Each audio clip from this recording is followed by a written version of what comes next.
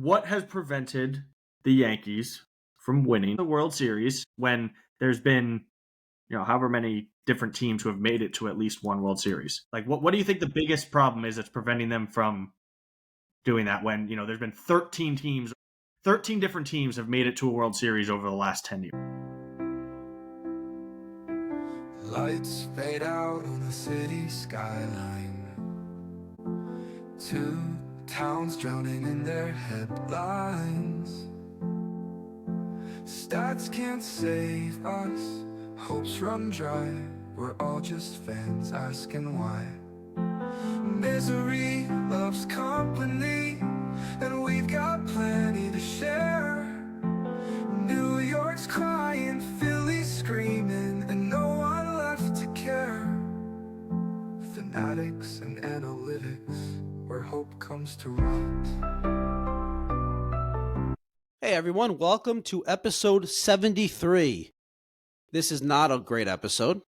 Unfortunately, we are mourning the 2025 New York Yankees, and of course, just like all of our specific Yankees episodes on Fanatics and Analytics, we have Greg DeSalvo joining me. So thanks, Greg.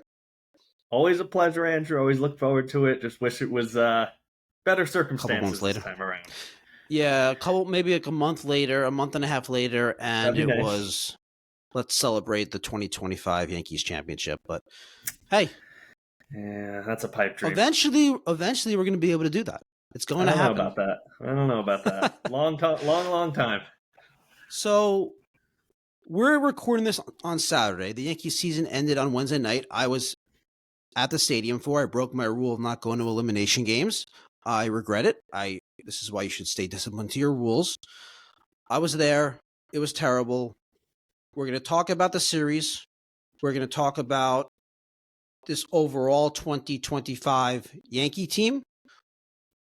And then we'll get into the general big picture stuff. I'm sure in this conversation, Greg, we're going to touch on some stuff about the offseason, but the goal is to really focus on what took place, and then we're going to do a off-season episode a little bit later on. So yes, we got lots of time to figure out the solutions ahead of next season. Yeah, but in conversation, it's going to come up. Like, we're going to touch on it a little bit because a lot of the roster is kind of seemingly set going forward. And of course, we're going to have the our usual Boone Cashman debate. We'll talk about Aaron Boone, and let's just start. Let's just set the tone a little bit. Obviously, extremely disappointing. The hopes were the World Series. The drought continues. Mm-hmm. They take a step back in terms of the overall result from 2024 when they won the division, went to the World Series, and lost to the Dodgers.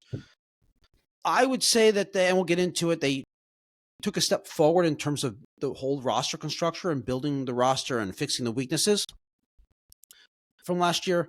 And we'll touch on, there's a popular narrative out there.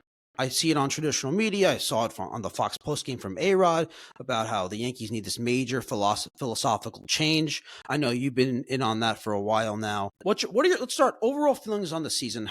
What are your overall feelings now that we've had this is Saturday, it ended Wednesday, you have a few days to kind of digest this.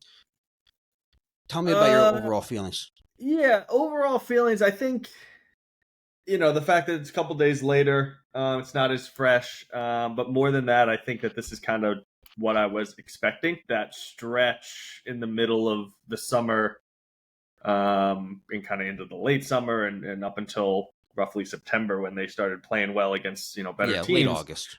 Yeah, that stretch just kind of told me everything I needed to know. So it was a little bit of an easier crash landing from that regard because it was kind of what I was expecting. At no point, once we got into the season and started watching this team every day, at no point was I super confident, super optimistic about their long-term chances. That changed a little bit, with the deadline. I liked a lot of the moves. Some of them worked out. Some of them didn't, obviously.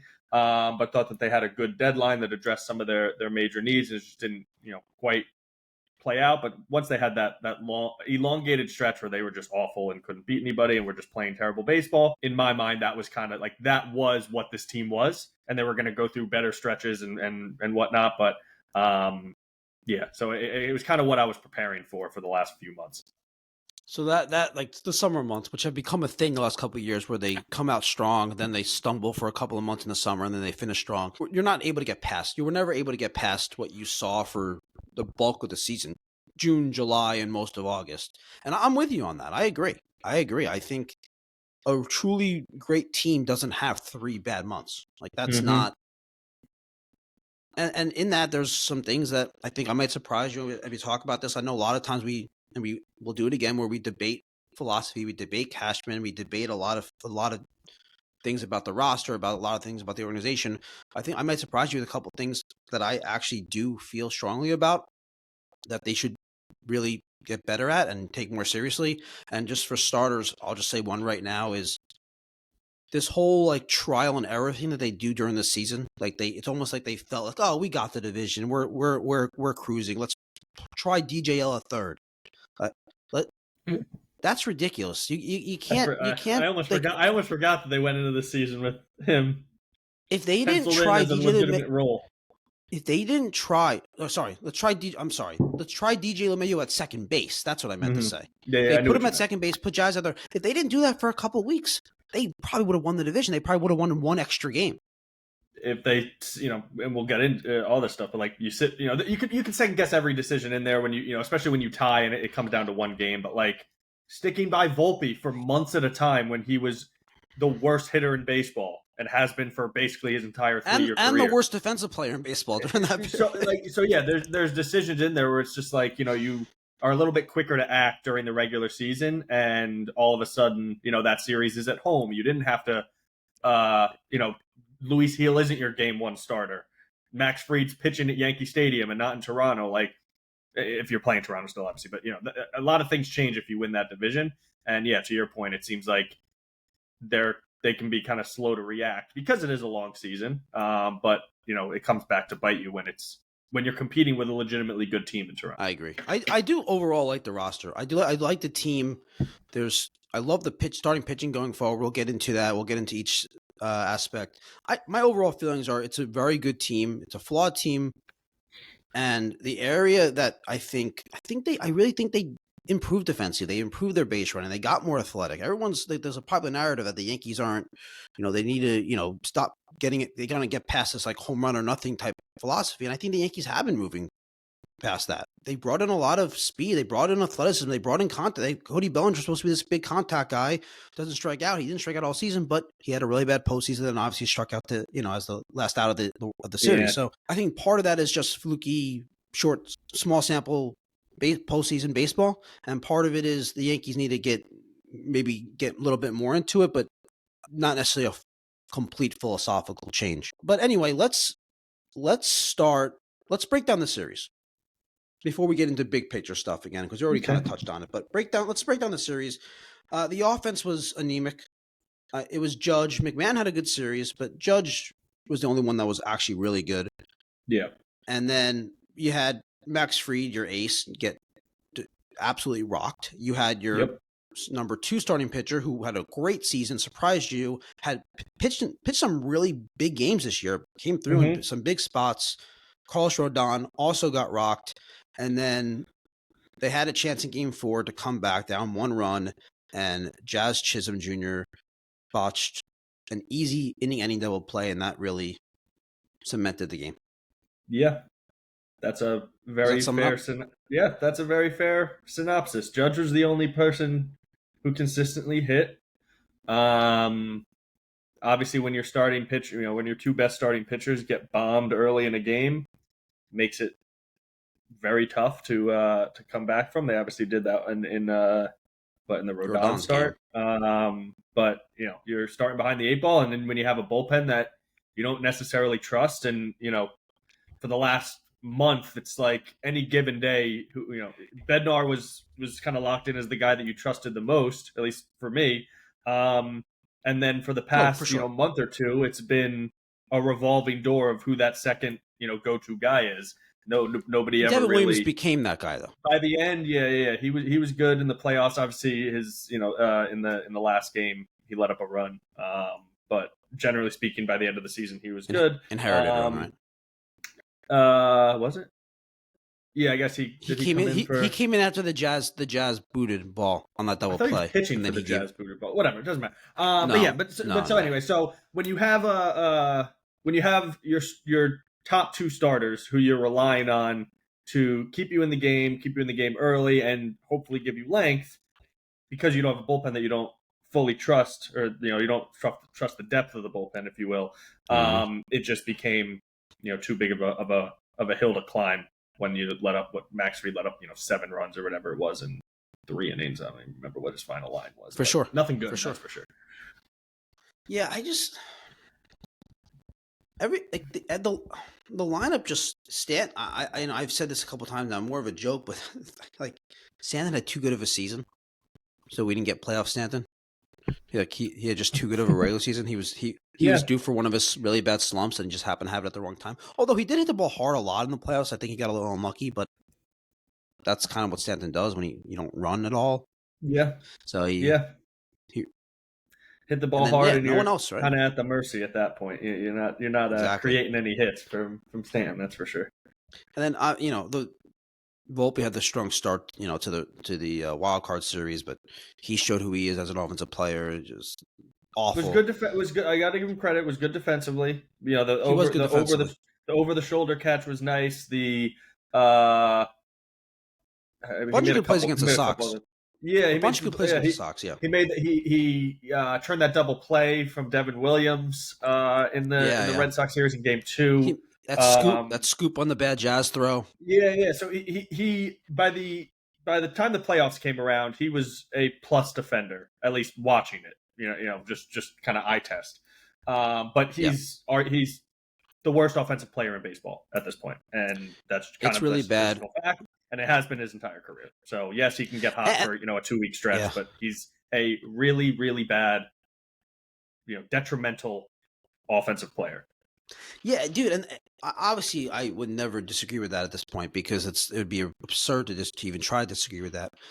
And I don't know what the answer would have been, but part of the problem with this lineup is you have these lefties at the bottom of the lineup, and you have the righty in between them, but that righty is Anthony Volpe, who no one cares about having a lefty face Volpe. I'll go in and face Volpe and strike him out by the end of that Toronto series.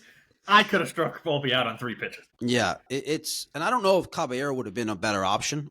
He also may have been hurt at that point, but to have that bottom of the lineup, to have Wells, Volpe, McMahon, lefty, righty, lefty, and then go to the top of Grisham, who was terrible in the postseason, which, again, awful. Not that surprising. He's been a terrible offensive player most of his career, other than the season. So that's 4 lefties mixed in with 1 righty. And the righty's Volpe, so that's essentially 5 straight guys for a lefty reliever to come in and just dominate. McMahon, and it's not like any of the lefties. It's not, even yes. As an opposing manager, you could bring in a lefty to face that lane, but outside of Grisham, none of those. The bottom 3 of the lineup. Like, I don't really care what pitcher I have on there; they're all terrible hitters. So again, like Wells went through a decent stretch. McMahon obviously hit the home run. But has never been a good offensive player, good defensive player. Volpe's so, like, when you have a third of your lineup that is just an automatic out, it makes it now very difficult. The one thing I do want to say about that, the caveat is, if you look around most of the lineups in Major League Baseball, that's the case. Yeah, you're never going to have 1 through 9. There's a reason why they led Major League Baseball in runs and weighted runs created plus and home runs and slugging and OB, like all that stuff, or second in OBP, because like they had overall a good lineup. It just that mashes bad pitching over 162 games. That's true. I think I was looking back at it, and they went against a bunch of aces or high level starting pitchers. They actually did pretty well against them overall. It's not that they only match good pitch, but I do think that, and one of the things I do want to talk about that might surprise you, I do think that I do believe in the philosophy, the analytical philosophy, as you know I do, of hit the ball hard, launch it, don't swing at pitches outside of the zone, don't chase, and swing at pitches inside the zone. I do believe in that philosophy, but I also can look at it, and I think that's part of the problem in the postseason is there is more volatility when you're trying to hit the ball so hard every time. So to have more players that are willing to adapt to the situation, like Cody Bellinger, like Aaron Judge has become, is beneficial, and it leads to less volatility in a postseason series. So to have another player or two that are more willing to adapt to the situation, try to look for more contact, look to put the ball in play. I need to move the runner over. Let's hit a ground ball in this direction. I need to get a sac fly. I can get the ball in the air to the outfield.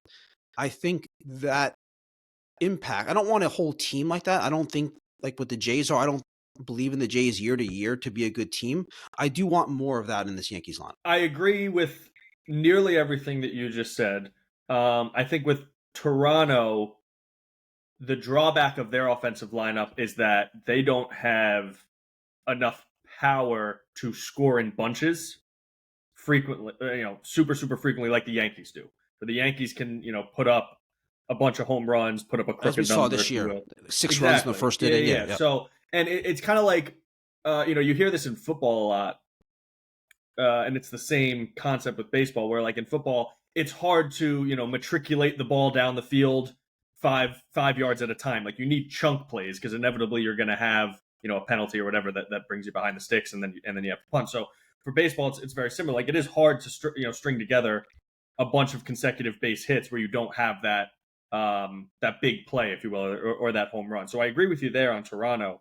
I just feel as though, to your point, like the analytical approach, like nothing there is groundbreaking. Like, oh, you play baseball, you want to hit the ball hard? Yeah, no shit. Oh, you don't want to swing, you don't want to expand the zone and like swing at balls outside, that are balls? Yeah, no shit. Like that's all very basic, but I think when you start getting into the launch angle part of it, and when you start getting into not adjusting your approach situationally, whether that's runners on base, or whether that's with 2 strikes, I think that's where you start to kill yourself with this, 3 true outcomes. I think that's where it kind of falls off a cliff and starts to not be as practical when you actually put it into play.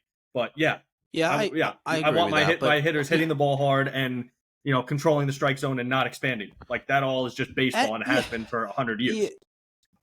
Yeah, ideally you want them doing that, and you want them also to adapt to the situation. But there's not many players in baseball that can do all of that. There's not. It's not. Yeah, there's very few players.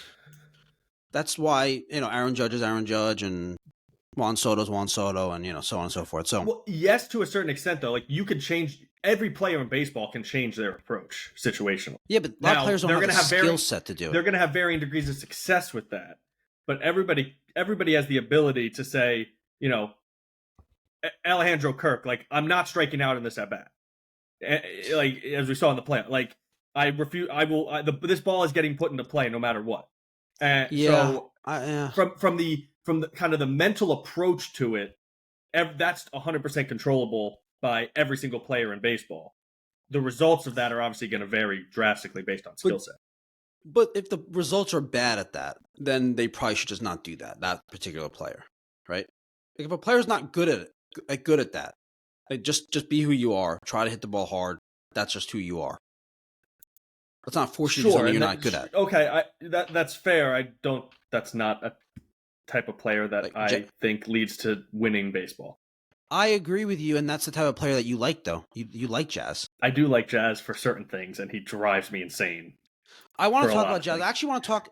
We've kind of talked about it. Let's talk about what's wrong with this team. We kind of touching on it already, but let's really get into what is wrong with this team first for this season, and then I want to get into the big picture, which is always a fun debate for us. But what do you? The biggest issue with this team this year is actually probably one of the most surprising things coming into the season, right? You gonna say the bullpen? You already touched on it. The bullpen is by far the biggest issue with this team this year. Yeah. I think that's how surprised are you about that? Because I know the one thing that you credited this Cashman-led front office for was they do a good job of developing relief pitchers. And so now what does he have? Now what leg does he have to stand on? Huh? So it could be a fluky bad season, maybe. I don't know. Okay, every year. So no, not not the bullpen. No, yes, I am surprised. It's his track record in this regime's history says that they can kind of make a bullpen out of nothing. And obviously, and this year they weren't even necessarily like attempting to do that. They brought in Devin Williams, who was one of the best relief pitchers in baseball heading into the year, and like we said, was better at the end, but very up and down season. Just never. Every time he spoke, like you could tell, he just didn't enjoy playing here. So good, go play for the A's in a minor league stadium. You think that's what it was? You think he just wasn't happy here? Yes. Interesting.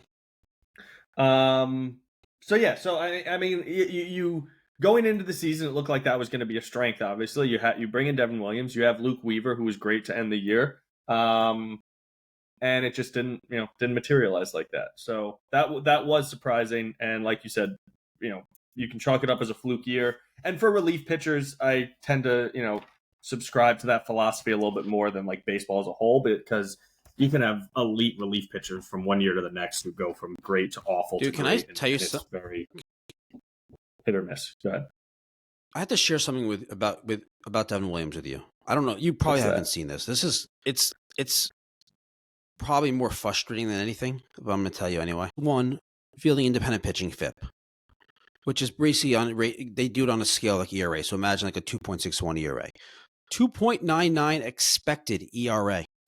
97th or better percentile in whiff rate, chase rate, extension, strikeout percentage. His best strikeout to walk rate of any season outside of the shortened 2020 season. And it all led to a 5.0 or a 5.5 ERA, whatever he finished at, 4.9 ERA, whatever it was. How do you explain that? Like that, isn't that like, that's just crazy. Yeah, I mean, I just feel like he gave up the big hit at the wrong time. And that was that was just kind of like, and that balloons an ERA. And when you can be, he had a lot of it felt like he pitched with a lot of traffic on the bases, especially when he was struggling. He's walking people, etc.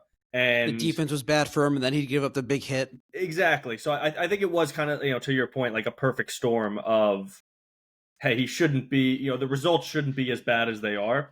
But they were, and thanks for your 1 year, and we'll see you never. 100% gone. Even if he had a good year, he was gone.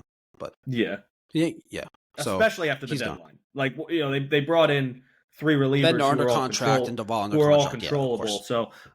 Yeah, so, so that was, kind of telling as well, if there was any doubt. Yeah, if there was a doubt, I agree, for sure. Other than the bullpen, because even sticking with the bullpen, I mean, Luke Weaver. Do you think Luke Weaver just showed who he has been his whole career, which is a failed starter, one of the worst starting pitchers in baseball, and just happened to have a few good months as a reliever? Or do you think that he can get back? I think he can get back. I don't know if I'd be surprised if that's with the Yankees. Yeah. Also a free agent. That's about you. Exactly. You're saying and that, when you heard his comments after was it game 2 of the Red Sox series? I think it was after game 1 of this series. Was it game? Okay. He came in the 7th inning and got destroyed. Yeah. You're right. It was that game. So yeah, and he comes out afterward and is talking about like just the things going on in his head and the changes and adjustments that he's been trying to make, and so I think he just got into a rabbit hole mentally that just spiraled out of control at that point. And and he shouldn't have been in that game. And well, yeah. So I think now do I expect him to be an elite reliever for the rest of his career and kind of get to that high again? Probably not. Maybe he has stretches here or there, but I don't expect him to put together like an elite relief pitcher season.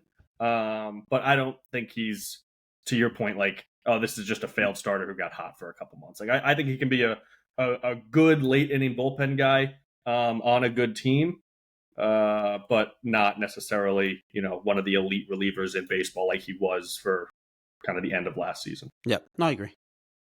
Fernando Cruz was pretty good. I mean, he stumbled later in the year after he came back from injury, but he was good, right? You felt pretty good about him. He was a useful piece. He was obviously the guy that they went to, it's like a fireman. When people were on kind of during innings, he wasn't somebody who we got to get him a clean inning and come in, so obviously high strikeout guy. The injury kind of derailed the end of his season. I feel like he missed a lot of time and never really got fully back to his form beforehand.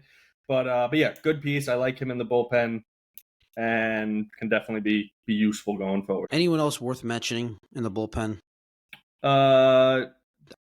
Tim Hill, maybe free agent, or no? I think they have an option on him. Yeah, they have an option on him. Yeah. So I like Tim Hill. He's good at his role. Obviously, he's willing to take the ball as many times as you ask. Doval was bad for a while, was good, for his couple appearances in the playoffs. But that's that's kind of the bullpen. I don't expect any massive names coming in. So I think the bullpen is going to kind of be what it is, with some other guys, mixed in there, and hope that you can squeeze every ounce of juice that you can out of the arms that you have. Yep. All right, let's get into the really fun stuff. Well, let's actually, you know what? Let's 1 second. Let me take a step back before we get into the really fun stuff. How do you feel about? Do you think that during those couple summer months, the base running blunders were getting loud, the defense was bad before they got McMahon? The third base defense, it was either Peraza plays good defense at third base and is actually worse than Volpe at hitting, or you have a bad defensive third base option. Like Jazz was playing at third base. He was out of position. He was unhappy about being out of position. After the McMahon trade, though, when they moved Jazz back to second, they got McMahon. Volpe became less of a blatant disaster at shortstop. They settled into the Grisham, Belly, Judge outfield and pretty much permanently benched Dominguez. So you went from a disaster at shortstop. He naturally fixed it. It became less of a blatant disaster. You went from a disaster in left field. They made a concerted effort to stop playing him. And then you went from a disaster at third base to a trade down and acquisition, an elite defensive third baseman. So how do you feel? They also committed more Ben Rice to first base, so that there was that also. How do you feel about the defense? Do you think that was really? I know Jazz made that play, but you don't think that the defense was really part of the problem, do you? No, it was definitely an improvement from last year. Vast improvement from last year. Yes, it definitely improved from last year, which we said going into the season that had to be a focus, especially after they lost Juan Soto. That you had to lean more into defense, base running, etc. Made it easier after they lost Soto too to improve. Yeah, true. That's true. You take him, you take him out of the outfield. So yeah, I mean it was improved. So I don't think defense was necessarily their biggest issue. It was more the stupid stuff. That I think it was also still a repetitive issue. But you also think that, other than, I agree about that. I do agree with that. I think that's a Major League Baseball issue, much more than it is. But we've talked about that. But I think that part of the defensive issue, and I know you agree with this, is their roster. They made these moves at the deadline. They brought in these righty bats. Their best lineup was not equivalent to their best defensive alignment. You had to sacrifice one of the things for the most part. Yes, and see, that's totally fair, and you hear a lot of people talking about that. I don't necessarily think that that's like a Yankee problem, though. Like I'll actually I don't think it's a Yankee problem. I think it's around baseball teams do that all the time. Yeah, it's just like I think it's almost impossible to have like your best offensive lineup and your best defensive lineup be the same lineup. Like that just isn't how teams are created. But in this Yankee situation, it's drastic. Like that's against a left-handed pitcher, you don't want to play McMahon, who's just, his career is actually not crazy terrible against lefties, but was awful against lefties. You don't want to play him. You want to play Rosario, who is probably the worst defensive third baseman in Major League Baseball. He's very close. He can't really play anywhere, and that's why they try to force him into second base in that one game. So that, like, you want to go to Rosario, but it's like, well, you're going from an elite defensive third baseman to an absolutely awful defensive third baseman. And how much are you really getting offensively with Rosario? I mean, he's good against lefties, but he's like a 820 OPS guy against lefties. It's not like he's not like he mashes lefties. He's very good against lefties. So I think so you have that situation, and you have, well, Grisham sucks against lefties. We shouldn't play him against lefties, but what are you going to do? You don't really have. You're not playing You can't Dominguez. play Stanton. You're not playing Dominguez against lefties. You're not playing Slater. Wasn't good enough to make the postseason roster. That was probably the hope. And you can't play Rosario in the outfield. Caballero's not a really good defensive outfielder. And what is he really giving you offensively anyway? He almost has more value off the bench, where you can pinch run him, you could pinch hit him if you need to, and or a defensive replacement in a bunch of different positions. Like, that's probably where he has his most value, is coming off the bench. But to your point, like, you have some guys who just, Grisham especially, who like shouldn't be playing against left-handed pitching, and it's not like at this point he's an elite defensive outfielder. So how much of a downgrade would that really have been? I don't know. So, it's a clunky roster for sure. I just think that the narrative around like, oh well, their best offensive lineup and their best defensive lineup aren't the same thing. Like, I just think that's unfair because that's common. That's what I'm saying. Like, that's every team in every sport. That's not even just baseball. Like, that's just how. That's basketball. That's football. When you have a collection of players, like, certain players are going to be better, defensive specialists, better offensive players, whatever it is, and like, you're typically never going to be able 100%. To get all of them on at the same time. I agree for sure. But again, okay.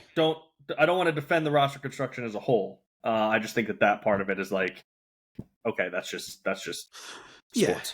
The roster construction, I know we'll get into it. We'll get into it in a little bit. So let's hold off our thoughts a little bit, because we'll get into what's wrong with the Yankees' big picture in a second. Just want to talk about the season. Stick with this team. Let's get into the specific players. This is where it gets fun. I know. Let's talk about, before we get into Volpe, let's talk about Austin Wells. Okay. Where are you on Wells? Really? Unless you have so here's my thoughts on Wells. Bad offensively.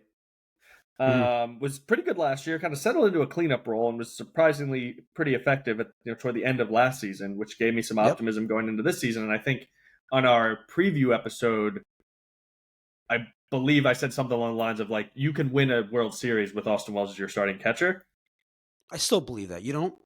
I don't believe that anymore, especially because his biggest value is going to be obsolete next season. No, dude, not obsolete because you could challenge. You can challenge a striking ball twice. So your framing doesn't matter. Obsolete's too strong of a word. Devalued, it's gonna be less valuable. Little, slightly devalued, slightly devalued, slightly.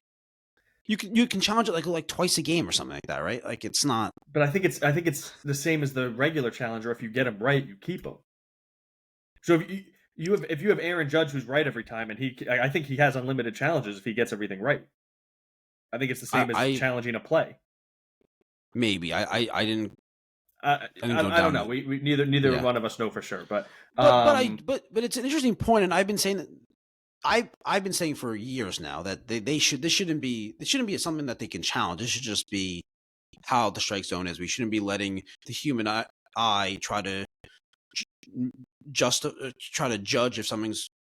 And it's so easy. It's so easy. You have an ump behind the plate who has a buzzer, and it gets buzzed whether it's a strike or, it buzzes when it's a strike, or however the actual system works to let the ump know. But like, he in real time, you can tell if it's a strike or whatever system they put in. He gets notified and makes the call. Like, this is so simple. I don't understand why it's so simple. We don't need to take someone's job away. He can still be behind the home plate. He can still call safe and out plays. He can still do other.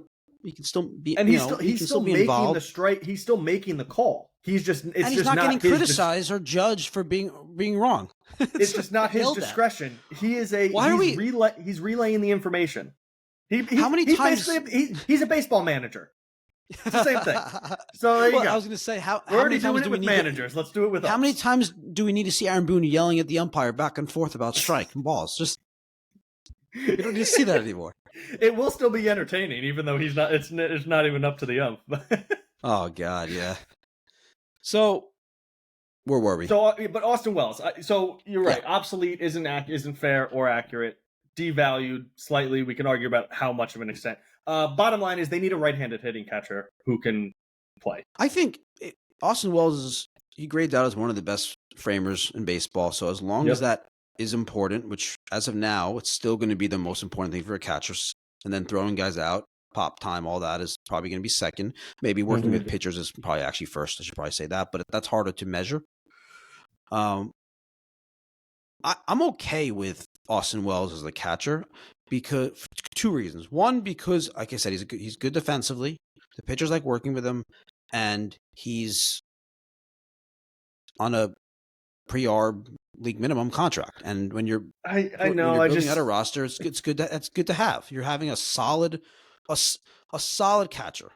I would love to get better, but I don't know I don't know how solid he is. That's the problem. Like, he's not good at throwing. I don't say he's not good. I think about league average. He's league average at throwing guys out. Yeah. Yeah, and he's got a 270 on base percent. That's not. You can't have a it's just horrific. It's bad. It's really bad. If you're not an elite defensive, I think that for the amount of offensive output that you get from him, you need to get more defensive output in order to balance it out. And so right now, I don't think that you're getting that, despite the elite pitch framing. This might be a different conversation between what works for the 162 and what works for the playoffs, but because maybe over the 162 he put up a WAR of 3, or at least an F WAR of 3. I mean, you don't really just move on from a catcher with an F WAR of 3 at league minimum salary. Like that's that's valuable. But this might be different it might be a different conversation. Like maybe he's there. That's good for the regular season, but when it comes to the playoffs, he has too many holes in his swing. He's too easy to game plan against, and everybody in the line, and a combination, if you have other guys who we're going to get to next, other guys in the lineup that are zeros or negatives at the plate, it adds up. If Wells is the one truly negative, then I think you can live with it. That's very fair. Yeah, I mean, if you have your catcher who's not a great offensive player, but is, call him above average defensively because of the elite framing and the average kind of everything else, you can live with it. But when he's one of a handful of guys in that kind of same bucket, then it shortens the lineup so much, and like you said, makes it so easy to attack from an opposing perspective. Yeah, it does. I mean, so I completely agree. I don't really know. I would want to upgrade catcher. To your point, is that a 162 kind of lens that you're looking through, or is that a playoff series lens that you're looking through? Is it something where you get a right-handed hitter who's good against lefties and just kind of go straight platoon, and Wells he only faces righties or something like that? Maybe that's an option, where you can get some more offensive production. But it's definitely a position that needs to be addressed, whether that is just an additional body on top of Wells or whether that is a replacement, which is probably not. It's probably unlikely, to your point, with the salary and the things that he does do well. I'd be surprised. People were going to say JT Realmuto, and I don't want an aging veteran player who's also a bad hitter and getting worse and worse. Yeah. But he's a name and he's available, so it's like, oh yeah, they can bring in. It's like exactly. I agree with you. I think it's a good point. I think the answer that's something for us to. I'll do a lot of homework on it for the off-season episode. Come up with some ideas for a righty catcher, a right-handed hitting catcher who can platoon with Wells. At least offer a platoon. Hey, maybe Wells ends up being very productive offensively and wins the full-time job and pretty much, every day with, obviously with his days off, but great. But to have that option going to the season. The guy that not to go too deep down an off-season rabbit hole, but the guy that I would really like to see them go after is the guy in Oakland, Langeliers, however you say his name. He's a big slug K guy. Mm-hmm. Yeah, I know, but and you don't want more of that, do you? I mean, I want his. Wells is a big K guy, exactly. He's a decent slug. He hits 20 homers for a catcher is not bad. But yeah, I'm with you. I think that in that sense, there's value in that level of offensive production, even if it is kind of strikeout home run. But I don't see them getting too far away from that. So right now you're getting high strikeout and medium home run from Wells.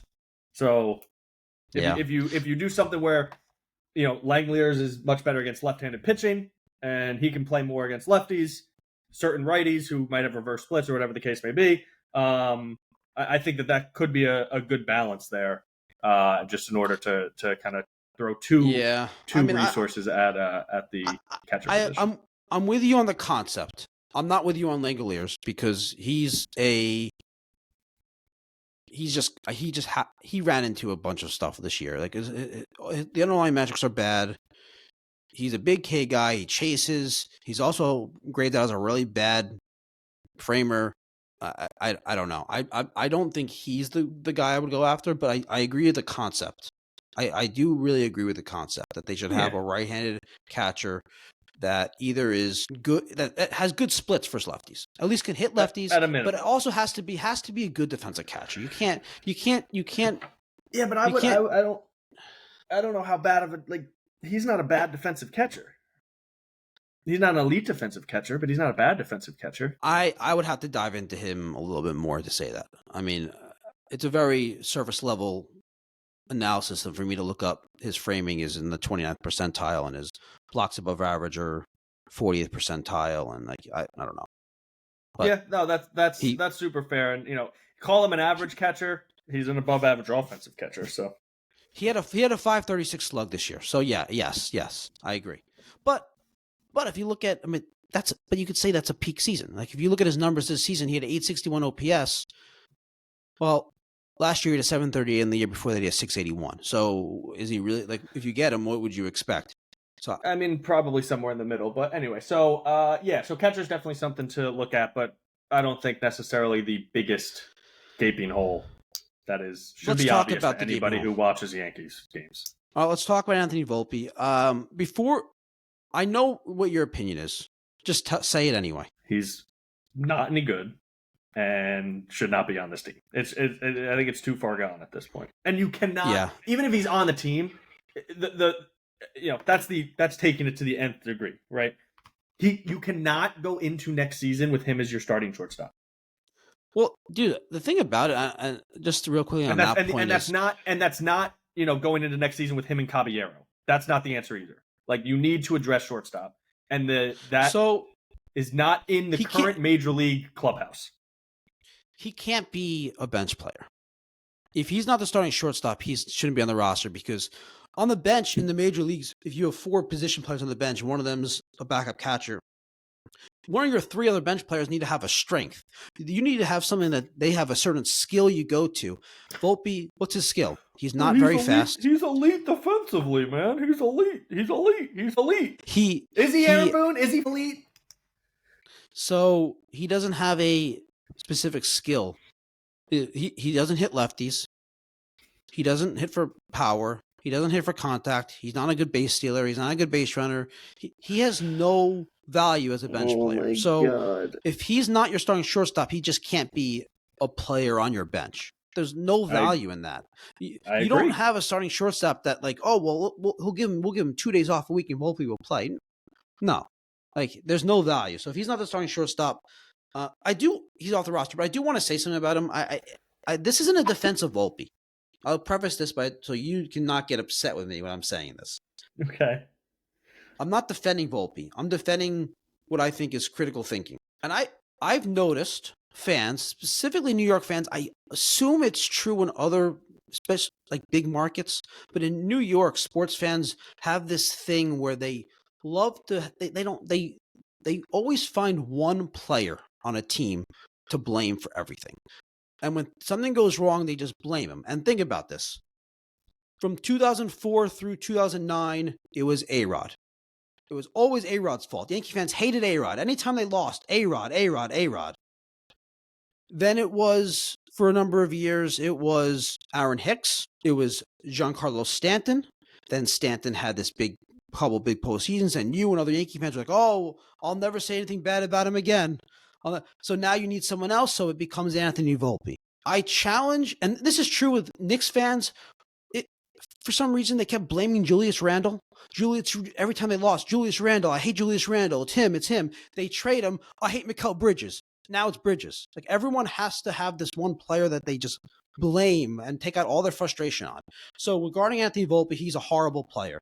He's been a horrible hitter. I'm with you. That's who he is. He's a bad offensive player. In the past, he's been a very good defensive player.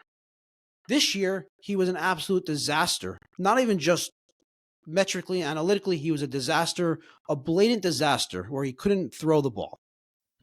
To everybody but the people in the dugout and upstairs. Well, you're taking what they're saying too literally. But anyway, he was a problem on this team. But I challenge you and other Yankee fans and media that want to just talk and blame everything on Volpe to ask you this. Is Anthony Volpe the reason why this team lost to the Blue Jays? Is he the reason?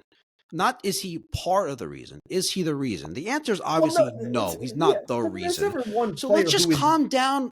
Let's just calm down with the hatred for Anthony Volpe. I'm not talking about you specifically.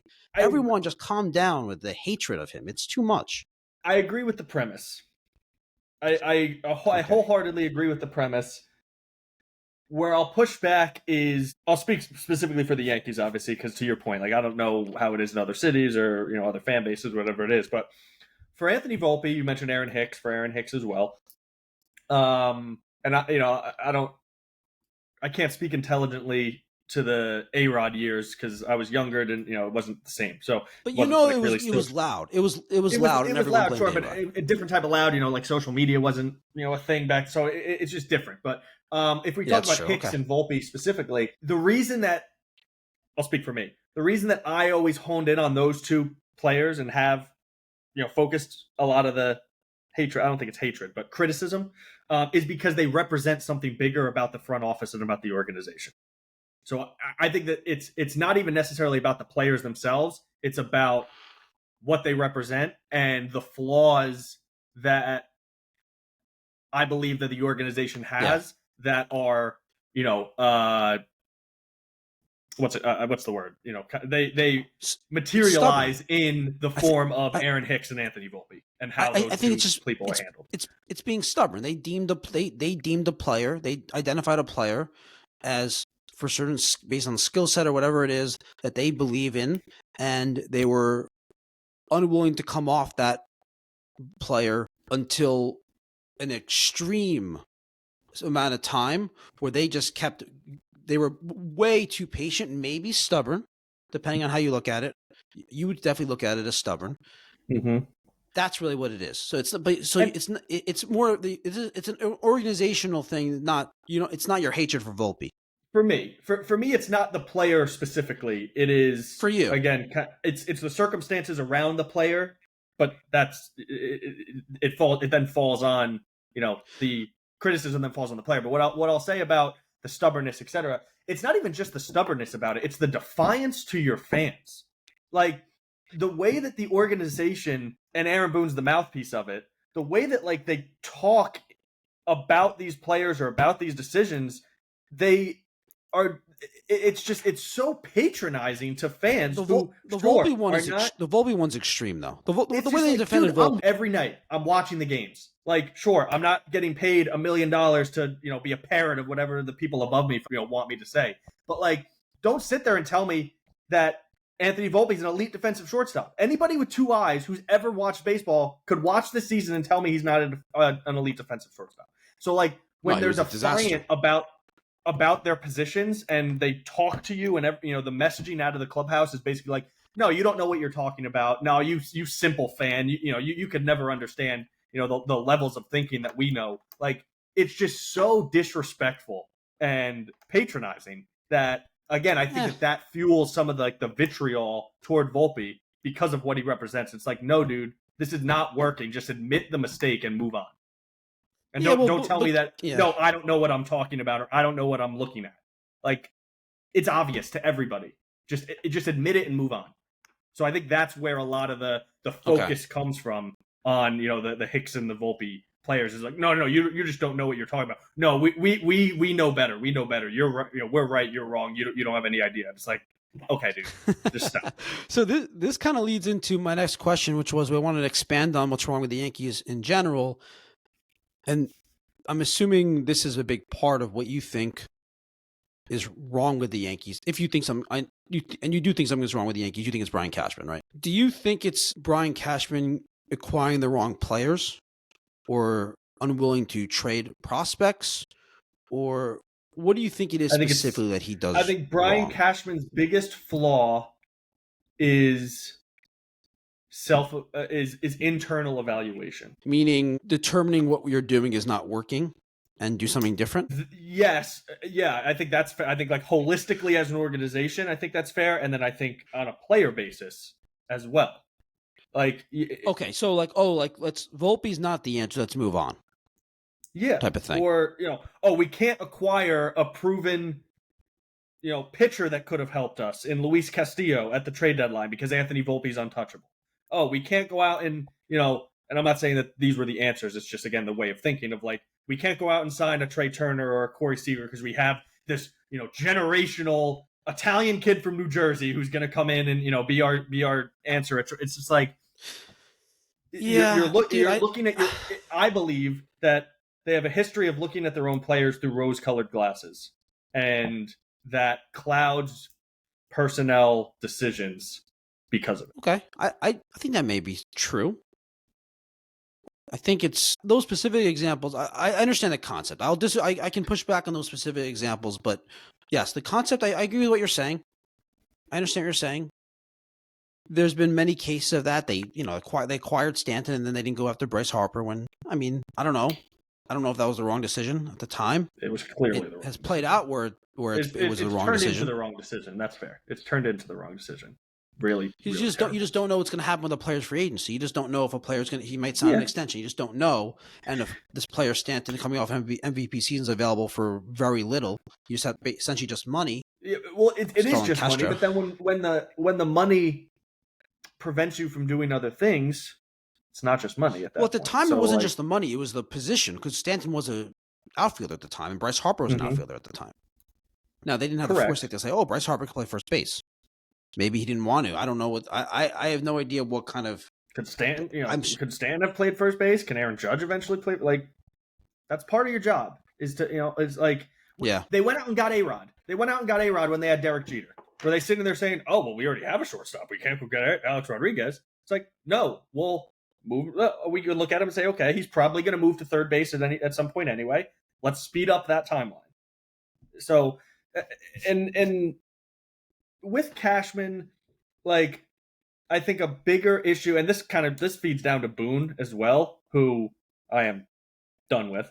Oh, really? You're out on Boone now? Yeah, interesting. Okay, I can't listen to him speak anymore. It's just, I've talked about. It's what he says. It's not about how he manages. No, I think it is how he manages, because I think that I've talked about this before. I don't, from the outside looking in, which is the only way that I can speak, there doesn't appear to be any level of accountability organizationally from the top down. What do you mean by accountability? What do you need? Accountability? You mean someone has to get fired? Is that how accountability? That if you make stupid mistakes, there are consequences to it. Like what kind of consequence? Jazz Chisholm getting picked off of first base or doubled up off of first base on a line drive to second base. Been watching baseball my whole life, never seen it at a professional level. Never seen it. And then you come out after the game and you say, "No, I do it again. No, I do it again." And then Aaron Boone comes out and defends him. "Oh, he was trying to make a play." And then he plays the next day. Sit his ass down. Like, that's not acceptable. And I think that is just one example. But like, if you do stupid stuff, you make stupid decisions, you make stupid mistakes, there has to be a level of accountability. And I'm not saying sit there and you DFA Jazz the next day. But like, to run him out in the lineup, it's just like, no, it's totally okay. Now, you've heard some players come out and say like, "Oh no, Aaron Boone tells you behind closed doors and whatever." I'm not sitting here asking Aaron Boone to get at the press conference after the game and say that and like lambast Jazz Chisholm. Like, I don't think that's helpful either. And I know a lot of fans like want their pound of flesh, where like they want their manager to come out and publicly rip one of their players. And I get that that's not necessarily going to happen. But like, then just sit them down the next day. Yeah, but how hard is that? Dude? Hold on a second. There's two things going on here. First off, earlier we talked about how like in season they have urgency every day. Try to put out the best team. So okay, you sit down Jazz to punish him. So you put out a worse team. You lower your chances of winning that next day just to punish him. Like, what are you really accomplishing then? how does that make you more? Is that accountability? I don't know if that's the way to be. I think it's just the standard of what you're thinking accountability is. To say that they don't hold players accountable, they're not holding them accountable the way you want them to hold them accountable. To be clear, it's not that they're not holding them accountable; they're not doing it the way you want them to do it. Okay, that's fair. And what I would say to that is the way that they're doing it clearly isn't working, because we have the same conversation year after year, and like you see the same mistakes over and over and over again. And to bring it back to kind of this, they made a lot less mistakes as the season went on, though. Like late in the season and the playoffs, there weren't that many mistakes. They weren't making all these bonehead plays. They didn't lose to the Jays because of all these dumb plays. No, definitely not. So it did work. I agree with that. They didn't lose this. They did not lose the series because they were making stupid mistakes. They probably cut those out. They probably lost the division because of it. Yes, but yeah, I agree. But they cut those out late in the season and in the playoffs. So whatever their form of accountability was, seemingly did work. You could make that argument. Okay. Anyway, but to bring it full circle is, yeah. Here's what would make this a lot easier, right? If Hal Steinbrenner came out and just said, "Hey guys, as long as we make the playoffs, it's a successful season. Anything past that is a bonus." If the owner came out and said that, fans would hate it, but at least you're being honest. At least you're being honest, because that's the reality right now. And there's no way that you can convince me any different. That is the reality. What if he said this? Hold on. Definition of success internally in that organization. No. No, it's not. If we make the playoffs, it's a success. It's maybe if we are consistently a playoff team and go into the season and go into the playoffs with a seemingly good chance. To win the World Series. We're one of the best teams in baseball consistently year after year. That's a success. Maybe that sustainability is a success. It's not about just making the playoffs in an individual season. So it's grouped together. It's whole. You know what I mean? Does that make sense? Like, it's not. They have a sustainable organization where going to next year. Or do you expect the Yankees to win 93 plus games and make the playoffs without knowing what they do in the offseason? You don't think you don't expect the Yankees to be a playoff team next year. You're not confident that they're going to make the playoffs. They will probably make the playoffs because there's half of the league that has no chance going into every season. To make the playoffs, that's not true. There's a third of the league that has no chance going into the season. Probably a fourth, but anyway, sure. Okay, but there you go. That's that. Oh, look, you'll go into next season thinking they have a pretty good chance to win the division. They're probably going to be the betting favorite to win the division. Like, that's sustainability that organizations don't have. I expect the Blue Jays to be like 83, 84 wins next year, max. They don't have sustainable. What they have done this season is not sustainable. If you look at their roster, if you look at a lot of the rosters throughout baseball, there's not this sustainable structure in place. So I think that is what Hal Steinbrenner values, and that's why he's not going to fire Cashman, because the Yankees have built, led by Cashman, a very reliable, sustainable team. And they're not winning championships, which is what Yankee fans want. It's what you want. It's what you're upset with. I want them to win also. But I'm just saying, from Hal Steinbrenner's standpoint, if he said that, what I just said, fans would rip him. They would hate him. He can't say that, but that's probably the truth. Yeah. And I think that Brian Cashman gets buoyed by the fact that he starts on second base compared to a lot of other teams with resources. David Stearns. We can use the Mets. You're right. David Stearns. You could use the Angels over the years. There's a lot of teams with big payrolls that don't have sustainable success like the Yankees. It's Yankees and the Dodgers. They're on their own. And level. Take the Mets out for a second because Stearns is relatively new to the job. But I don't think people were sitting there Brian Cashman's considered to be an elite general manager in baseball, and I don't agree with that sentiment.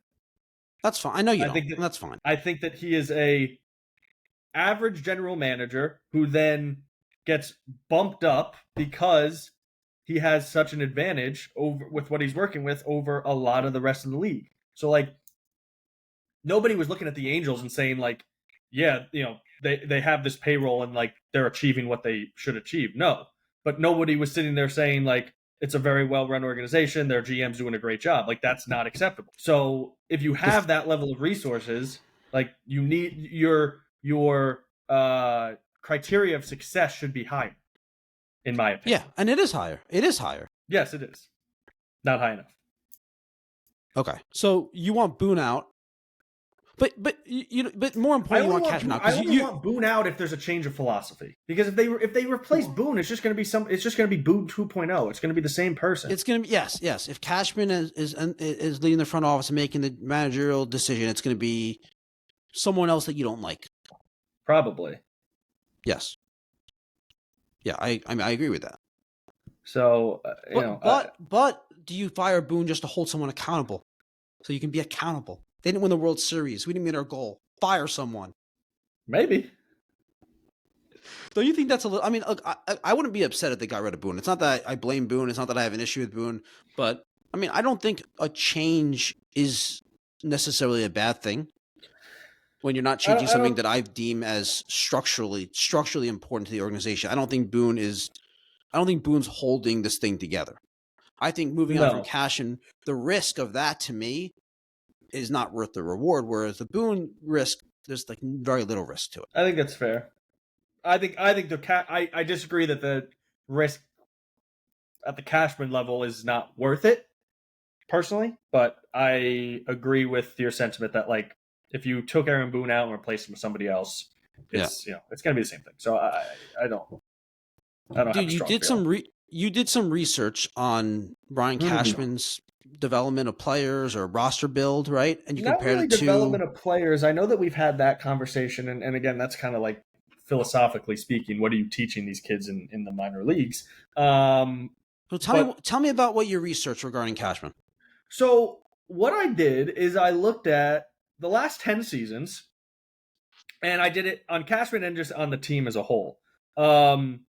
So I looked at the last 10 seasons and said, okay, how many times have you made the playoffs?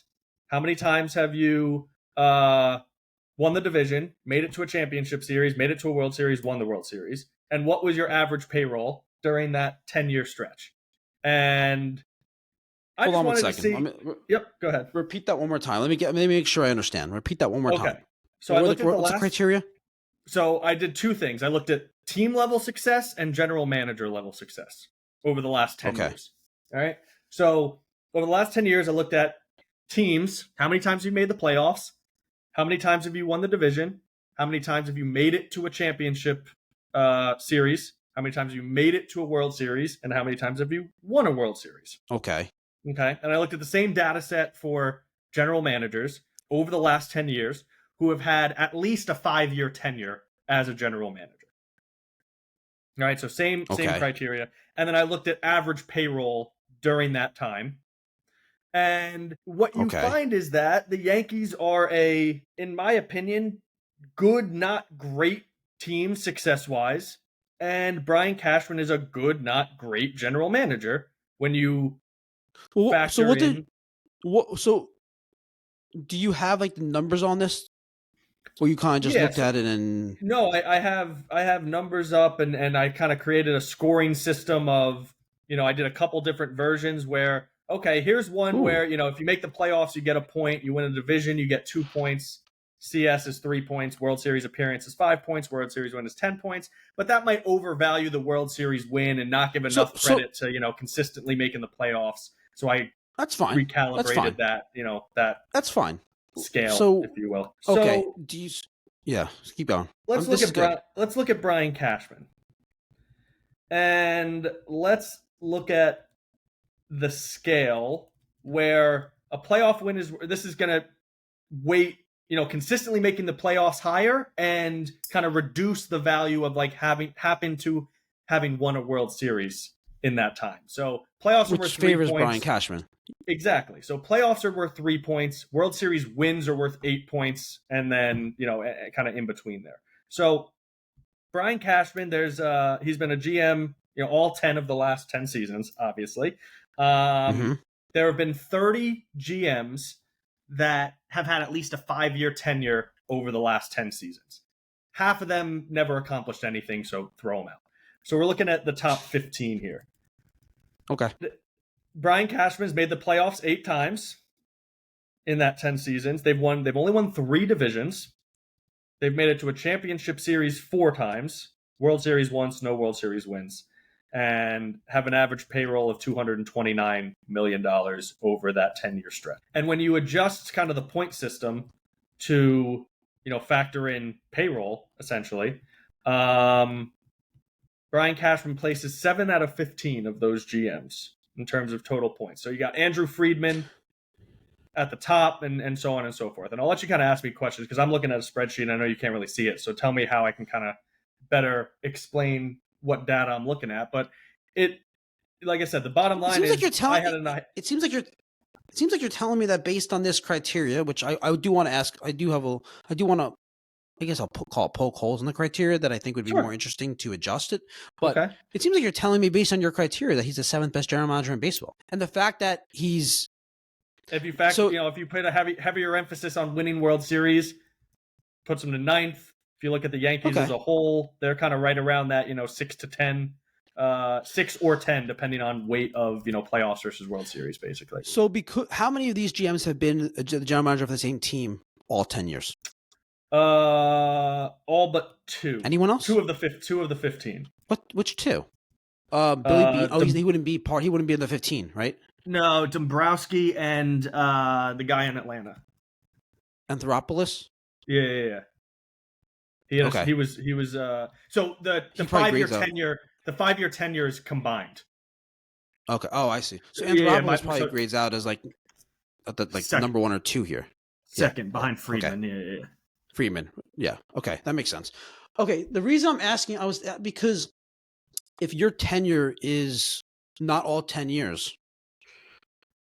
you may have benefited or been hurt by a roster you took over, an organization you took over. And for a new GM to impact the organization, it takes many years for them to have a real imprint on the whole organization and not to have been significantly impacted by the previous regime.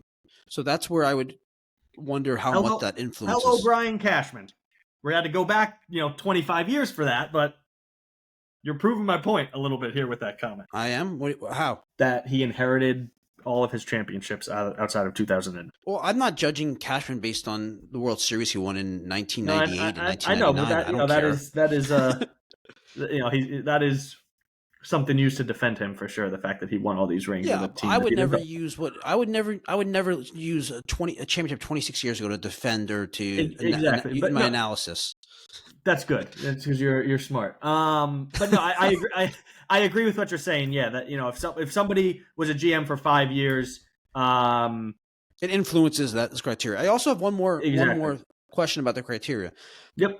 Win total, like regular season win total, because if you're doing division or playoffs, you can win the division with 84 wins in a random division. Mm-hmm. Guardians. Sure. You can lose a division with 94 wins like the Yankees did this year. So I think that's an important aspect here as well. I think making the playoffs. I think making the playoffs accounts for that. Well, but if you're including the division, like to me, win total is more of, but that's more of an assessment. Would be, in my opinion, would be win total than winning the division. I disagree because you play against your division so much that you can control winning the division. The games that you play against your division have such a weight on your overall record that I think that's more in 2020. In 2024, the Kansas City Royals won the AL Central. They played the White Sox 14 times, who were the worst team ever. Lucky them. Okay, I don't know what my point is here because that would in fact their win total anyway. The goal is to win the division, and you hear the goal is to win a World Series, and if you work backwards on how to accomplish that goal, the easiest path is win your division, have home playoffs. So the goal is to win the division. And if you don't win the division but still make the playoffs, you get credit for it. You absolutely get credit for it. But the goal is to win the division. So Freeman, Anthopoulos, and then who's number 3 on this list? Based on your criteria. Cleveland, Chris Antonetti in Cleveland. Now, the reason that he's 3, again, so what I did, he's not 3 terms of like raw points. again, so I applied this point system. When was right? When was he the GM though? Anyway, because isn't Mike Chernoff their GM? I think I think Anthony was before Antonetti's him. technically like president of Okay. baseball ops, but he was a GM and then kind of got transferred into president of baseball ops. Okay. Okay. It's hard. Yeah, a lot of GMs got like promoted in the last few years as president. Exactly. Okay. But he's been with the Guardians since '99. Like he's been with the organization, since '99. Yeah. But so again, I weighted it based on your average payroll. So you have you get credit for just what you accomplished, whatever, and then depending on how your payroll to basically the Yankees over that time, like your point total got adjusted, giving more credit to people who don't spend money, giving less credit to people who spend more money, obviously. So Friedman's point total comes down because he on average had a higher payroll than the Yankees, whereas Anthopoulos or Antonetti, theirs goes up because they have a lower payroll on average than the Yankees, based on just kind of raw results. So it's Antonetti, then it's Dombrowski. You can argue back and forth about Dombrowski and his level of success, and kind of how he, his approach to farm systems, etc. Then there's Lunau in Houston, Theo Epstein in Chicago, and Cashman number 7. And that is, like I said, that's placing more weight on playoff appearances and less weight on World Series wins. Is that scale? I guess I did 2 different scales. One that weights winning World Series higher. One that weights making the playoffs higher. It's great job with the research. I appreciate the research. It's interesting. I think it can be interpreted in many different ways. I think if you want Cashman, you don't like Cashman, you can interpret this as an anti-Cashman thing. If you like Cashman, you can interpret it as a pro-Cashman thing and poke. I can continue to poke holes in the criteria, but I think if I'm trying to look at it as objectively as possible, I think it says he's still a very good general manager. Then there's better ones. Which I think he is a good, not great general manager. And if you are the Yankees, your goal should be best in class at everything. And he's not best in class in his role. But if Andrew Friedman was available, I'd say, okay, let's replace him with Andrew Friedman. Mm-hmm. But that's not the case. So I'm not sure who you're going to replace Cashman with and that's going to make them better. I mean, I don't believe that. Andrew Friedman, put him aside. Any other team, any other GM of another team, if the Yankees call, you're taking that phone call. Wait, I'm not following. If I'm the GM of any team outside of the Dodgers. Oh, I see. Like to leave. But, I see. Like if the Yankees want to poach you. Yeah. Is it that easy for general managers to get out of their contract? Like, has a general manager ever been traded in Major League Baseball? Like, if you're under contract, I don't think it's that simple. It's that simple. You get bought out. Really? You resign. General managers can move jobs. I'm not worried about that. They'll figure it out. Okay. Interesting. But I think again, I don't think Brian Cashman is a horrific GM. He's obviously not. Objectively or subjectively, he's not a bad general manager. I think he did a good... Yeah. He's overrated. Okay. I think that he's an overrated general manager. And I think that at a certain point, fresh ideas can be beneficial. And it's run its course, in my opinion. It's run its course. Do you but I feel like you would be... I feel like you're a little bit higher. As much as you've hated him, I think your hate for him is less now than it was this time last year. And the reason I think that is, after the World Series last year. This time last year, the Yankees were in the ALCS, so you probably didn't actively hate him in the moment. It was more passive. But he did a pretty good job this offseason, didn't he? Like, didn't he... Moving when Soto went to the Mets, didn't he pivot in a really good way? Didn't you like the belly trade? You really liked the Max Fried signing, really worked out. Like, he did a lot of good things this offseason. Goldschmidt was a pretty solid signing, and I think like you saw, like, as much as you dislike Volpe and Wells, they also did have Cam Schlittler come up and be really good. Will Warren was solid. Luis Heel was pretty solid. They had Ben Rice is an awesome hitter. A lot of things, and then at the deadline, he acquires McMahon. He addressed the bullpen. He brought in David Bednar, who was good for this season, and they have under control for years. Like, they're pretty set up. They have Ben Rice. They have Brian McMahon. I know you don't like the shortstop position, but Jazz has one more year left. You really like Jazz when he acquired him at the deadline last year. Like, I feel like he's done a lot of things that you actually like, and you could say he's done a pretty good job at building this roster, even though it's not a perfect roster. Sure, I think he's done a pretty good job. I don't want a pretty good team. Like that it's not working. It's been 15, 16 years. Like, well, okay, let me rephrase that though. This past off season, after losing Soto, and you will argue and say that it's his fault they were in the situation they were in, but at least you would probably agree that given the circumstances they were in with the roster, with Soto leaving, he did a really good job. He did a great job this offseason at pivoting. Sure, but I don't think that you can't look at one offseason in a vacuum, because the reason that the roster is what it is, outside of just losing Soto, was his doing. To your point, he's been the one making these decisions this entire time. He didn't inherit somebody else's roster who now he's trying to clean up and then Soto let so. Yeah, he had, if he has a good offseason in a vacuum, which I agree. I liked a lot of the moves that he made. I thought that they pivoted well off of losing Juan Soto. But this roster, this team, this approach, everything about it is not good enough, because they have not won. They have not won the World Series. And that is the point of playing the season, is to win the World Series. That is every team's goal going into the season. Now, you can argue whether it's a failure or not, whether, if they don't win the World Series. I don't necessarily subscribe, fully to that line of thinking. But like, the goal is to win the World Series. And if you look at all these teams who have won World Series, like the Yankees have been to one World Series in the last 10 years. The Dodgers have been to, 4. I agree.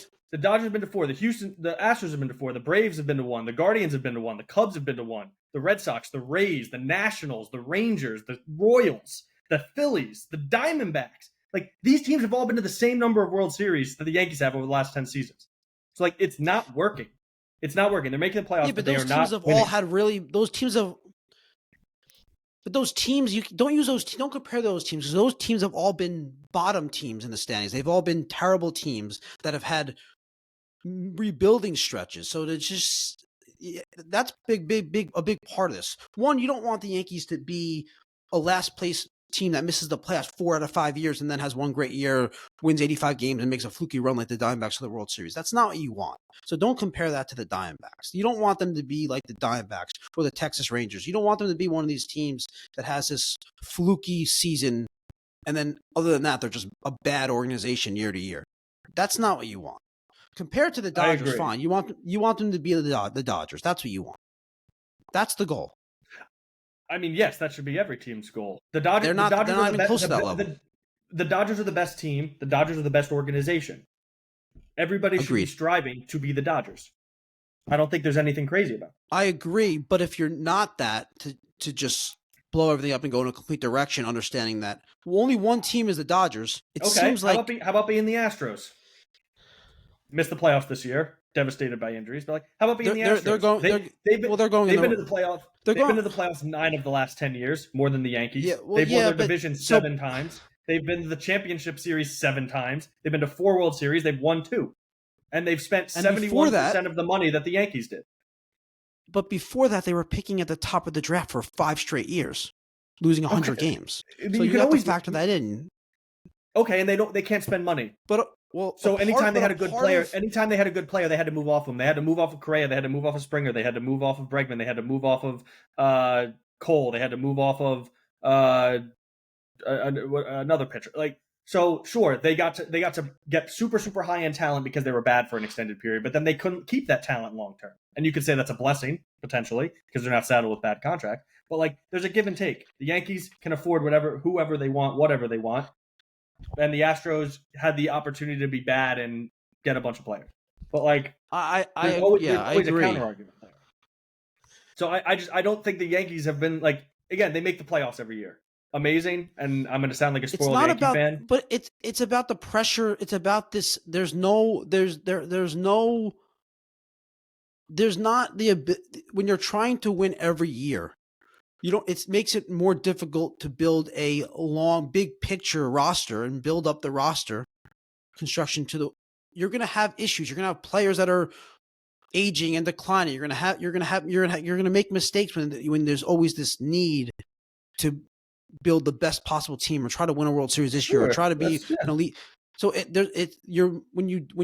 when that's the goal of the organization, you're raising your chances of making mistakes. So that's why that's an imperfect roster construction, because there's in order to fix a roster that needs to be fixed, is you need to actually be able to fix it, not try to plug holes so you can try to win a World Series next year. I think that's a fair statement, and I will ask you the question: what has prevented the Yankees from winning?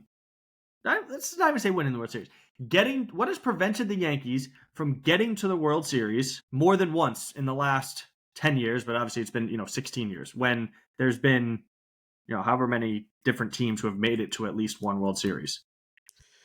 Like, what do you think the biggest problem is that's preventing them from doing that when, there's been 13 different teams have made it to a World Series over the last 10 years? I would say the answer, it's a good question. I think the answer is there's seemingly been in almost every year one team that either in that the Astros for a few years, but other than the Astros, there's been one team in a particular year that was better than them that year. The Blue Jays were better this year. The Red Sox had a couple of years they were better. And then the Astros had that great run. So for 16 years, the Yankees haven't been the best team in the American League outside of one time.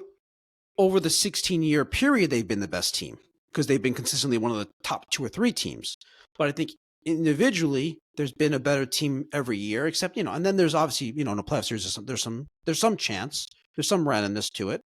But yeah, I think that I don't think in terms of like roster or skill or there's one thing I'd point to and say this is what's been holding them back. I think there's been years where what is preventing them? What has prevented them from being the best team? Any one of more than once in the last 16 years. I think they have every advantage known to man. They have every advantage that they possibly can, and they've only been able to put together the best team in the American League once in 16 seasons. Like that's not good. When I say the best team, I mean the best postseason team, and I think there is something to that they're building the team that's best for the playoffs, the best for the 162, which you might be talking about. I don't know if there's that much of a distinction between the best team for the postseason, the best team for the playoffs, but I mean the best team for the regular season, the best team for the postseason. I know what you're saying, but I think there is something to, if you want to get into that, how their flaws, that they're building the best team possible for the 162, and there's a different type. Maybe it's a different. I don't know. I don't think it's an easy answer. I don't know if there's an easy answer to this question. It's definitely not an easy answer. My question then would be, do you believe that there is something wrong organizationally? I don't think there's something wrong organizationally. I think there's areas where they can improve. I've talked about this earlier on, where I think that they should look to balance out the high slug, hard hit on base players with guys who are more adapted to the circumstances. Run around third, 1 out, 2 strikes, contact guys. I think that are fundamentally smart base runners and smart defensive players and seem to make more smart decisions while playing the game. I think that they should balance out the roster with more of that. I don't think that's a philosophical thing. I think that's a small little adjustment. That's not, if you find the right players, you identify them and they're available. I don't think that's that hard to do. And I think they already started doing it. I think that's what they did with Cody Bellinger. I agree with that. My pushback is that clearly it's hard for this team to do because they haven't been able to solve the problem for 16 seasons. Take winning a World Series out of it. Take making it to a World Series. Almost half of the league has made it to a World Series in the last 10 seasons. Let's even shorten the sample size. Almost half the league has made it to one. So they clearly are not. They are not finding the answer to the question. No, the problem I think is not being answered. I think that just shows that's random. I think that's just. But then why don't the Yankees benefit from that randomness? Because it's randomness. It's not. But no, I think that the Yankees. The better question is, why are the Yankees? The Yankees should be they should be so good that they can't be victimized by randomness every year. No. It's not that they can't be victimized by randomness. It's that if you're looking at a large enough sample size, water should eventually find its level. But if you look at a big enough sample size, I can look at it differently and say, who has the most wins over those 16 years? The Yankees, I'm assuming, do, right? They're probably one or two. It might be the Dodgers at this point, but yeah. They have the most playoff appearances in that period of time. No. Them or the Dodgers. The Dodgers probably have the most, and then the Yankees. I don't know about 16 seasons, but they are third in the last 10. That's because they missed the playoffs twice in the last 10, right? So Dodgers haven't missed. Astros have missed once, and then the Braves. And this doesn't include this season. This doesn't include the current. Yeah, so the Astros missed twice now. Now they did, but I was doing just through 2024. So now they did. Yeah. But okay. Braves have made it 7. Yeah, that's the top 4. So it's Dodgers 10 out of 10, Astros 9 out of 10, Yankees 8 out of 10, Braves 7 out of 10. Well, I'm with you on the Dodgers. The Dodgers are significantly better run. Why? Significantly better. Why? I think Andrew Freeman's probably better at running an organization than Brian Cashman. Okay. I think the Dodgers have benefited from their location and Japanese players wanting to play there. Let's not ignore that. Very fair. That's a big. If the Yankees had Yamamoto and Shohei Ohtani, the Yankees would be better than the Dodgers. 100%. So that's part of it. And the Dodgers are better run. They've been more aggressive. They built this. They built up this organization, prospects. They still able to develop players and have a lot of players that other organizations covet. Prospect wise, and then they use that. They traded for Mookie Betts. They signed Freddie Freeman. They signed Shohei Ohtani. They Blake Snell. They go in. They're an aggressive. They trade for Tyler Glass now. They trade their prospects, which I know you think the Yankees are hesitant to do at times. I'm with you on this. I'm with you on this. I agree. There's nothing that outside of the Japanese players. There's nothing that you're saying that the Yankees shouldn't be able to do. The Dodgers do it better. I agree. But the Dodgers do it better. We agree. Yeah. I completely agree. I would never disagree with that. How could you possibly disagree with that? So, but that doesn't mean that you should blow up the organization, fire Cashman just because one team does it better. Because you are lumped in at the same level of success as 16 other teams. No, now come on, dude. A team that makes the World Series one time and then misses the playoffs 5 of the next 6 years is not the same. It's not the same. You know, ultimate it's not. You're not being fair. You're right. It's not. It's just the Yankees are better than all those organizations. Sure, that's my point. Yes, they're better. I agree. They're better organizations, but they shouldn't be comparing themselves to the Diamondbacks. No, and you did. You did that. I wasn't doing that. You did that. I know. I was just. But we're sitting here saying like, oh, well, just throw the Dodgers out. Just throw the Dodgers. I'm not saying. I'm not saying throw the Dodgers out. That's what the Yankees should be. I'm not saying throw the Dodgers out. I'm asking if that's the team. If the answer is we're not nearly as good as the Dodgers, that's what we want to be. The answer is blow it up, get rid of Cashman, get rid of the front office, change your whole philosophy because one team is better than you. That's my question. I don't think that's a sensible thing to do because one team, one organization is better. They're significantly better. It's very clear. They're probably going to win another World Series. Go get the guy in Cleveland. Cleveland is a better run organization than the Yankees. Yes, they can just only spend a third of the amount of money. They've been in the last 10 years. Cleveland's been to the playoffs 6 times. Yankees 8. They've won 5 divisions. The Yankees 3. They've played in a much worse division. Sure, but that's the division. They've both made it to one World Series. Neither have won a World Series. They've spent $78 million on average in payroll. The Yankees have spent $229. Well, you know what? There's something to that, though. But there's something to that. Having a low payroll allows you to let players develop. It puts the emphasis on getting players develop. Plus, they're also receiving money in luxury tax that they're probably spending on other aspects of the organization that aren't. But the Yankees, look, the finance, who cares? The Yankees obviously have a huge advantage. It's not even worth talking about. It's such a significant advantage. But I don't think Cleveland is run really well. I'm with you on that. I don't know. Go right. The Cleveland president of baseball ops, go write him a check and bring him over. And 5 years from now, Brian Cashman's running God knows who, and they're doing great. And well, then you got to adjust. I don't know, but we're bashing our head against the wall for 16 years. That's the risk. But that's the risk that I think you'd be taking. Is I think there's a very good chance you bring in someone who does a worse job than Brian Cashman, because I think Brian Cashman is among the best general managers in baseball. I think there's a chance. Not only that, I don't know. I don't he's know. He's very used to. He's very well respected within Major League Baseball, which helps him in trade negotiations, helps him with talking with agents. He's very well respected, which helps. You bring in someone who's potentially not as respected, it makes things harder.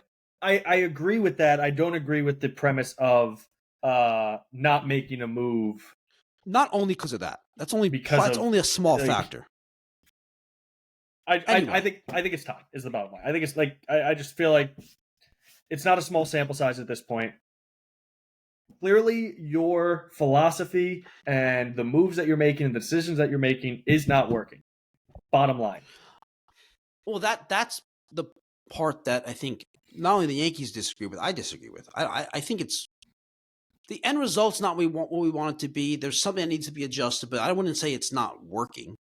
That's where we keep disagreeing on, is because to me, sustainable success where I can go into next season and expect them to be one of the best teams every single season, to me, that means it's working.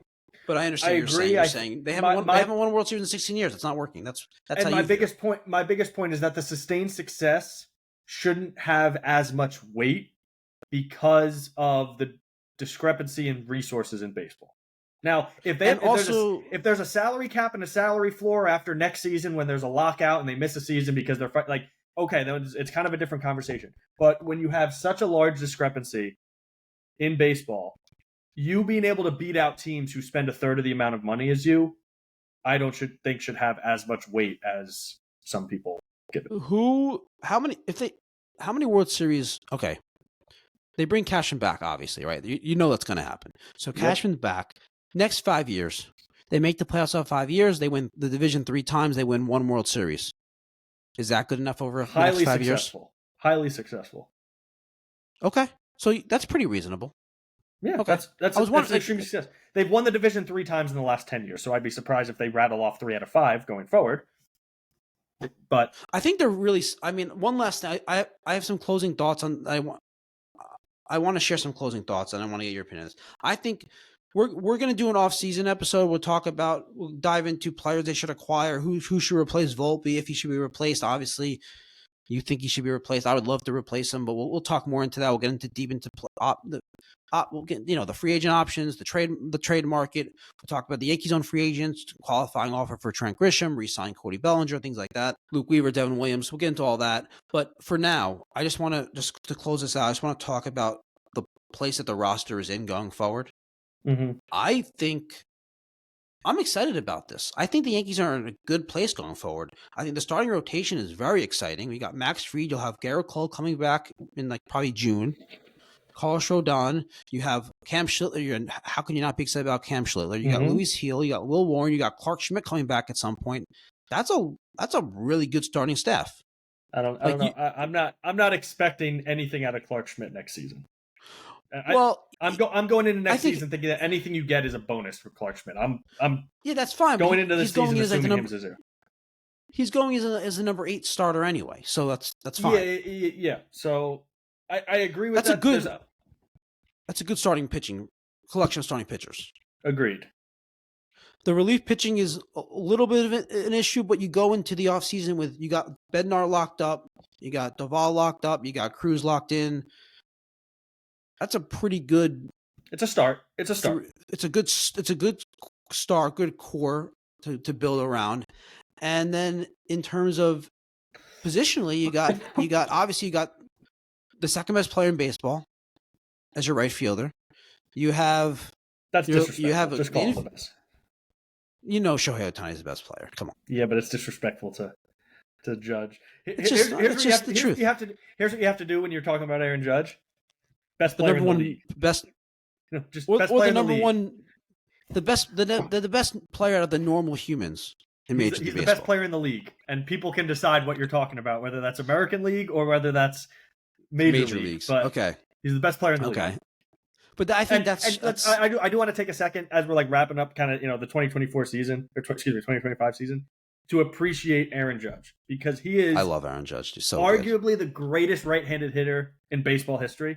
And none of us know how many more years at this level of production he's going to have. Hopefully, infinity. Appreciate it. But we need to appreciate the greatness of Aaron Judge, that we're able to watch him every night on our team, root for him.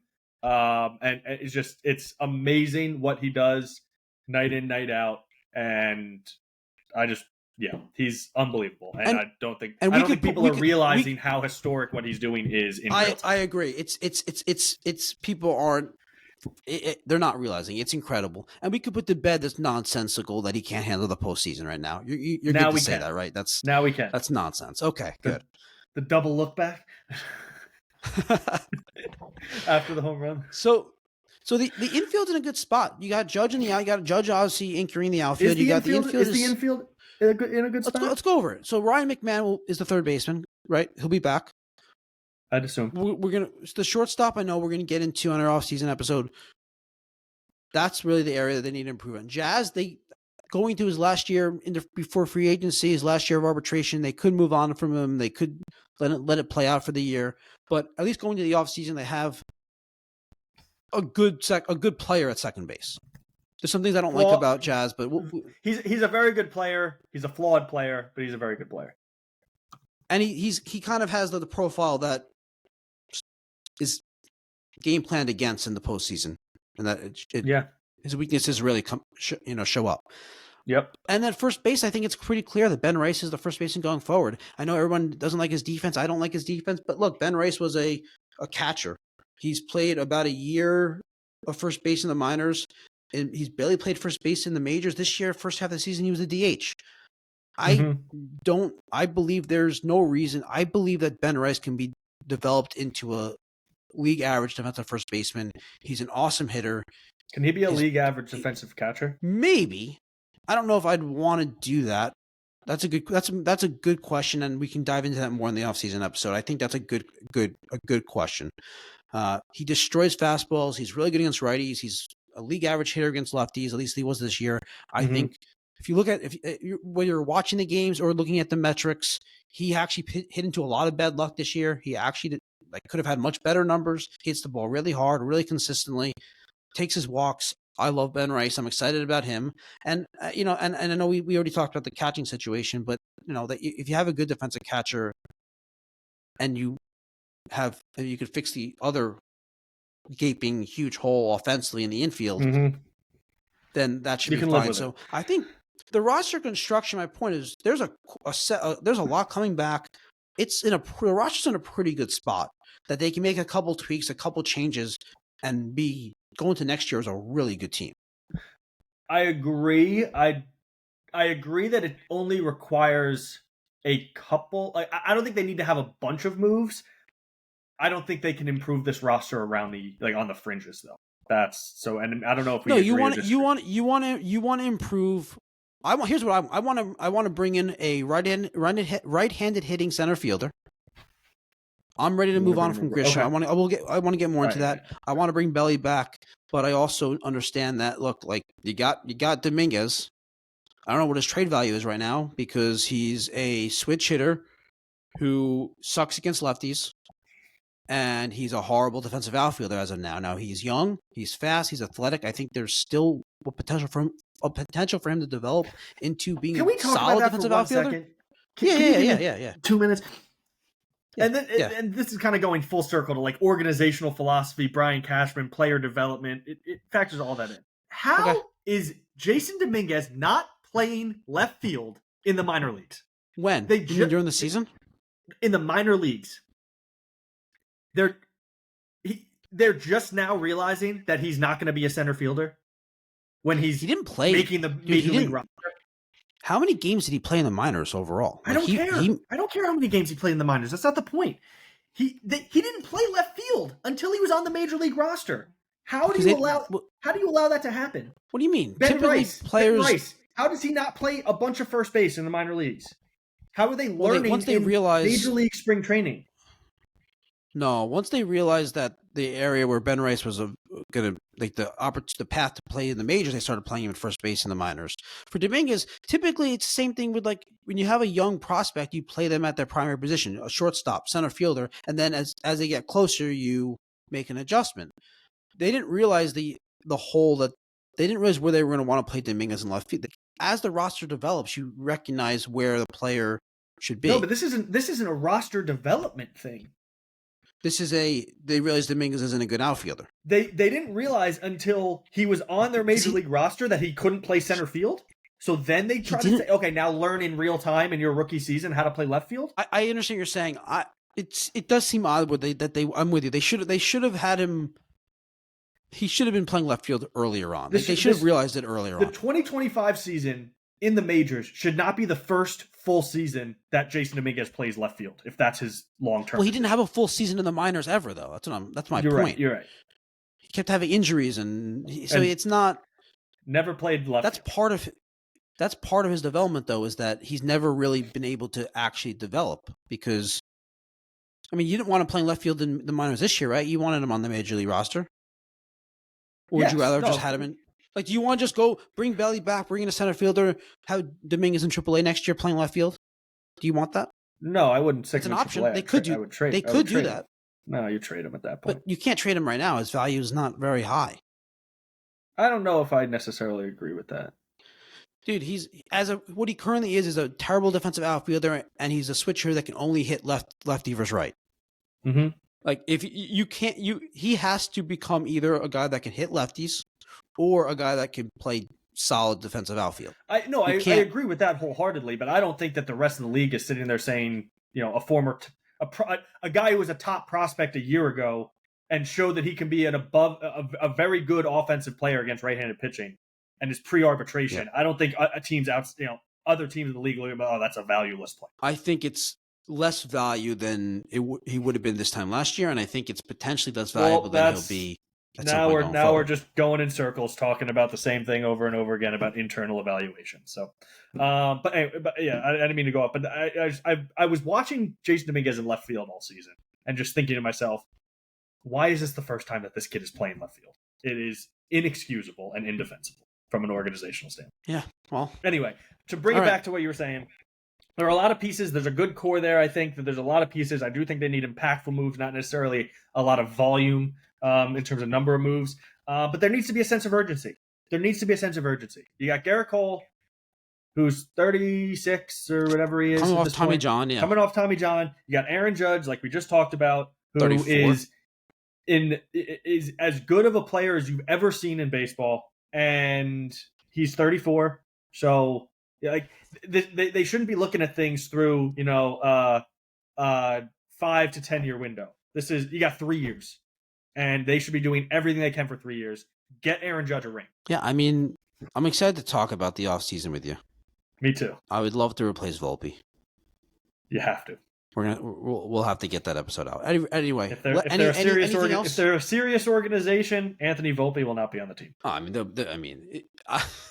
They're a serious organization either way. If they're being serious about putting the best possible team on the field, then Volpe would not be on the team next year. Sure. They're a serious organization. Are they? if they run Anthony Volpe out as the opening day starting shortstop in 2026, they're not a serious organization. I mean, you're almost forcing me to get into this now. What shortstop do you want? We'll save that for the off-season episode, Andrew. Okay.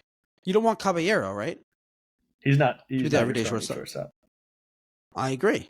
So we'll have to save it because we'll have to find out the answer. I expect you to have an answer. There are a lot of players better than Anthony Volpe out there. That's for damn sure. When we do the off-season episode, I expect you to have actual names and ideas of how they acquire the player, as opposed to just saying there's a lot of ones better.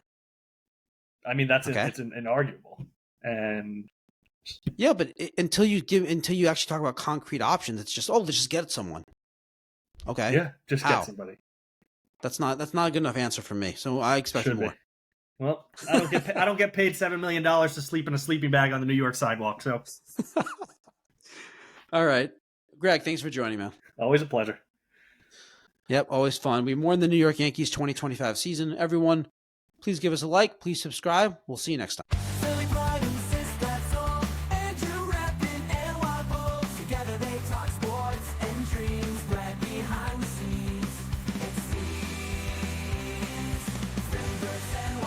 Here we come.